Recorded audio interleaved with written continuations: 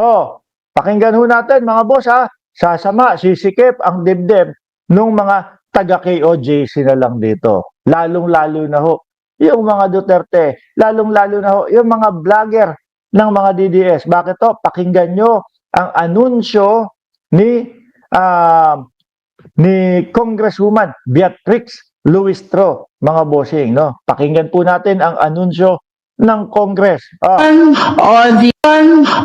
the motion Ayan na, ayan na, ayan na. The motion, banat, on the request of the United States government for the extradition of Pastor Apollo C. Quiboloy is hereby granted. uy! Ipapamigay na natin si Kibuloy. Mr. X, shoutout sa iyo at Diego, uy. Ipapamigay na natin si Kibuloy. Sandali nga. Congresswoman Beatrix Luistro, no, magtatanong po tayo dito sa mga comment section. Dito po sa mga nasa sa mga manonood natin kung ano ang kanilang masasabi diyan sa sinabi nyo, ma'am. No, tingnan natin. Ano? Diyan sa comment section. Oh, comment tayo ha. Pabor ka ba? O okay ka ba? Na si Kibuloy ay dalhin na sa Estados Unidos. No? Kasi kumakalat na yan, mga boss chipamo, sir.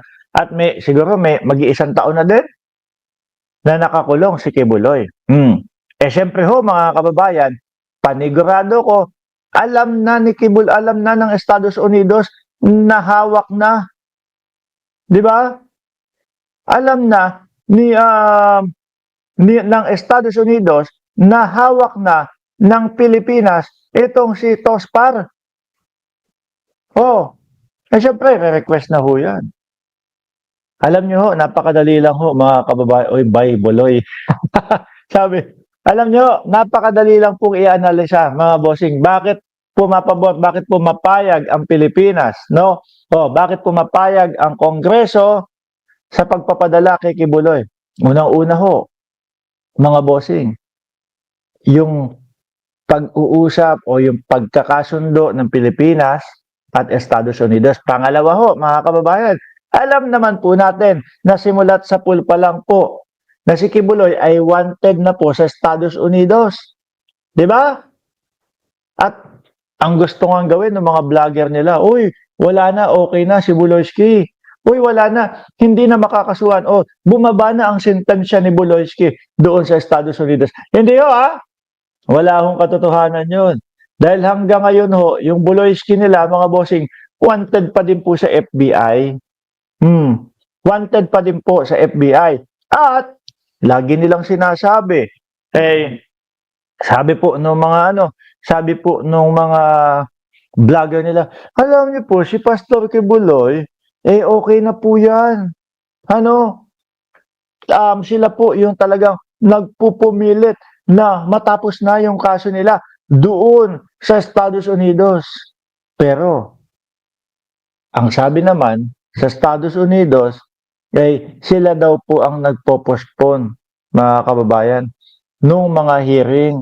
Kasi nga daw, ang dahilan nila, masyado daw ho, mga boss chief amo sir, masyado daw ho, mga kababayan, na madami yung kaso, kaya hirap na hirap sila na depensa. Oh, sila ang nagpo-postpone ho, mga bossing chief amo sir. Di ba? Sabi ni Neng Gigi, naku, mga prisoner, galit sa rapist. Kung sakali kapag ka napag-initan si Kibuloy sa jail, kawawa siya, bugbog sarado at minsan napapatay. Bakit ho ba ayaw ni Buloyski sa Estados Unidos? Mga kababayan, ganito lang ho yan Sa Pilipinas, kahit siguro babantot-bantot yung pinagkukulungan kay Kibuloy, panigurado ko kahit papaano, nire-respeto pa din ho yan dyan. Di ba? Kahit papaano, siguro, may konti o mas mataas pa din yung kanyang pamumuhay versus doon sa ibang mga preso. Hindi ho kagaya, mga bossing, sa Estados Unidos. Pagka ho sa Estados Unidos, nalongko si Boss Kibbs, ha? Naku po. Yan yung sinasabi na, hey, Pastor, you drop your soap. naku po, pag pinulot ni Buloyski yung kanyang sabon, alam na ho, mga kababayan. Oh, di ba? Kaya ho, takot na takot yan. At nung panahon ho, nang si Kibuloy ay pugante, nagtatago. No?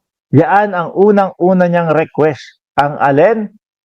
Yun pong wag siyang ipadala sa Estados Unidos. So, mga kababayan, eto, ang sabi, kapag kaparehas ng kaso ang dinidinig, lalong mas dapat pinapadali na yung pag-extradite o yung pagpapalipad kay Buloyski sa Estados Unidos. Alam ko, halos parehas lang yung mga kaso So, at mas mukhang mas madami pa ho yung kaso ni Buloyski doon sa Estados Unidos dahil meron pang sinasabi yung parang yung mga miyembro nila ipapakasal doon sa mga may mga papel sa Estados Unidos, etc., etc. Para ano? Siguro para mas mahaba po yung donasyonan. Siguro para mas makatagal ho sa Estados Unidos. Mas madami ang makukuhang donasyon. Di po ba? Ganyan lang ho siguro yan. Tapos yung sa mga lalaki naman ho, mga boss, baka para mas madami ang maibentang OTAP. Aray ko po. Sumali ko dito para makinig sa salita ng Diyos. Tapos ang maririnig ko is meron akong diamante na doorknob sa langit. Tapos ang maririnig ko dito inaangkin yung universe, kanya daw ang universe. Tapos ang maririnig ko dito, pag hindi dumaan sa akin, kayo, ang kapupuntahan nyo, impyerno. Anak ng tokwa na yan. Kunyari, dadaan, Mga babae, dadaan. Kailangan dumaan kay Kibuloy. Kailangan ang shampoo mo, Palmolive. Kailangan ang suot mo yung paboritong pajama ni Buloyski. Mga lalaki naman, dadaan. Halika, dadaan ka. Boss gusto ko mapunta sa langit. Magtinda ka muna ng OTAP. Benta mo muna to sa kalsada. Boss, ba't ganun no? Yung mga above, not with matching Palmolive pa. Kami ho dito, ito, tinda ng OTAP, benta ng OTAP. Anak ng tokwang buhay yun. Tapos ang maririnig namin sa inyo, pipindutin niyo po yung hindi ko pa nasasabi, natawa na ako. Tapos sasabihin niyo po sa amin, pipindutin niyo po yung vibrator. Di mo ba? Kaya ho ako, bago matapos itong topic na ito, mga bossing, hayaan nyo na ho na doon mapunta si Kibuloy. At least hindi pinagpapawisa si Buloyski sa oblo ng Pilipinas. Hindi naman, panigurado ko, hindi naka-aircon yan. No? Siguro electric fan meron, pero hindi naka-aircon. Doon sa Estados Unidos, wala na aircon doon. Malamig na ho doon, mga kababayan. Malamig na doon. Wala na aircon. Di ba? Pag sinabi sa iyo, Boss Buloy, yung sabon mo daw, nalaglag. Pulot naman. Tuwarin mo na. Kaya, tingin ko po siguro mga 2 buwan, 3 buwan, mapag-uusapan na yan. Di ba? Tayong Pinoy TV Opinion. Shout out po sa inyo at Adela Brasos. Tingin ko po, 2 hanggang 3 buwan, wasak na yung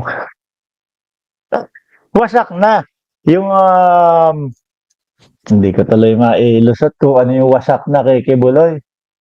Wasak na yung basta, no? Iwan na natin yan.